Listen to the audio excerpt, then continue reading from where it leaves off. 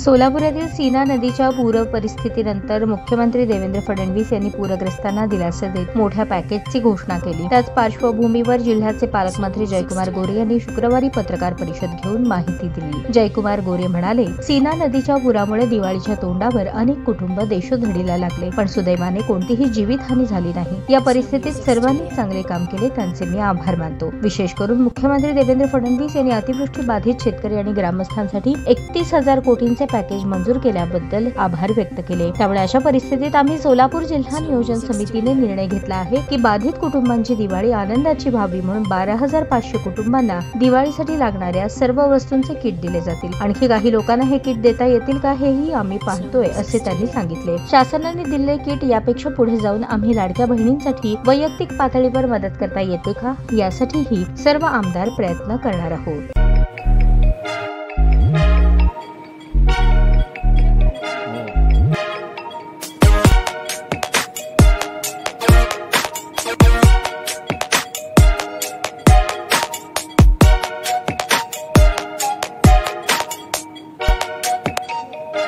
सोलापूर शहरातील सुप्रसिद्ध हॉस्पिटल म्हणजे सेंट्रल मल्टी स्पेशालिटी हॉस्पिटल मागील अनेक वर्षापासून सेवा बजावत आहे। 24 तास इमर्जन्सी सर्व्हिस, मॉडर्न टेक्नॉलॉजी, अनुभवी डॉक्टर्स तसेच अत्याधुनिक तंत्रज्ञान सुविधांनी सुसज्ज स्त्रीरोग प्रसूती विभाग, ऑर्थोपेडिक विभाग, मेडिकल विभाग आणि इतर एकमेव नाव म्हणजे सेंट्रल मल्टी स्पेशालिटी हॉस्पिटल। पत्ता गणेशपेठ शॉपिंग सेंटर, मंगळवार बाजार, सोलापूर।